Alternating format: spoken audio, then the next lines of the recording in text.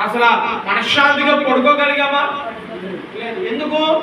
పట్టణంలో ఏమున్నదంటే రోగం వలన ఏం కలిగిందంటే మనకు భయం అనేది. ఇక్కడ మనం ఆలోచన చేస్తే అపోస్తలులు సువార్త ప్రకటిస్తున్నప్పుడు కొంతమంది ఏం చేసేవారంటే సువార్తను చెప్పకుండా ఆపేసేవారు. కొంతమంది ఏం చేసేవారు? సువార్త చెప్పకుండా ఆపేవారు.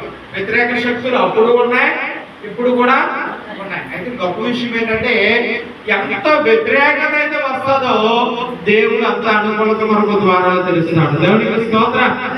హల్లెలూయా.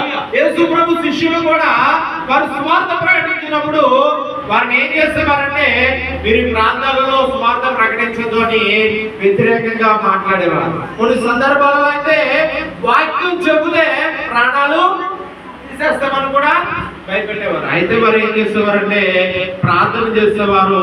ప్రార్థన బట్టి దేవుడు ఇచ్చిన ధైర్యాన్ని బట్టి వాక్యాన్ని ప్రకటించేవారు. హల్లెలూయా, హల్లెలూయా.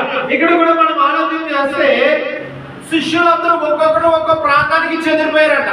అంటే ఒకరు ఒకవైపు ఏమయ్యారంటే అన్ని వైపులకు వారు ఏమైపోయారంటే చెదిరిపోయారు. చెదిరిపోయినప్పుడు ఫిలిప్పు ఏం చేశాడంటే సమరయ అనే పట్టణానికి వెళ్ళాడంట. దేవునికి స్తోత్రం.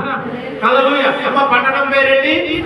సమరయ. ఉండి పట్టణం ఎలాగో, భీమవరం ఎలాగో, పాలకొల్లు, నరసాపురం ఇలా ప్రతి ప్రాంతానికి ఏముంటదంటే ఒక ఊరు పేరు అనేది ఉంటాయి. ఈ ఫిలిప్పు గారు ఏం చేస్తారంటే సమరయ పట్టణం వెళ్ళి అక్కడ దేవుని గురించిన మాటలు ఆయన ప్రకటిస్తున్నారు. దేవునికి స్తోత్రం. హల్లెలూయా.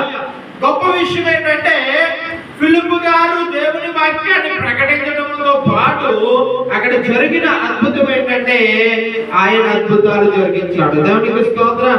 హల్లెలూయా. అప్పుడు ఫిలిప్పు సమరయ పట్టణమునకు వెళ్ళి క్రీస్తును వారికి ప్రకటించుచుండెను. జనసమూహములు విని ఫిలిప్పు చేసిన సూచక క్రియలను చూచినందున అతడు చెప్పిన మాటల యందు ఆ ఏక మనసుతో లక్ష్యముంచగా. దేవునికి స్తోత్రం. మొట్టమొదటి ఫిలిప్పు గారు ఏం చేస్తారంటే సువార్తను ప్రకటించారు. అమ్మ ఏం ప్రకటించారు? యేసుక్రీస్తును గురించిన వాక్యాన్ని, యేసుక్రీస్తును గురించిన మాటలను, యేసుక్రీస్తును గురించిన సువార్తను ఫిలిప్పు గారు ప్రకటించారు. మనందరికీ తెలుసు సువార్త అంటే ఏంటి చెప్పండి? సువార్త అంటే ఏంటి? వాక్యం. ఇప్పుడు ఇంకా డీటెయిల్ గా చెప్పాలంటే సువార్త ఏ వార్త? అది సువార్త. ఇంగ్లీష్ బైబిల్లోకి వచ్చేసరికి ఏమని ఉంటదంటే గాస్పల్ అని ఉంటది. ఏంటది? గాస్పల్, సువార్త.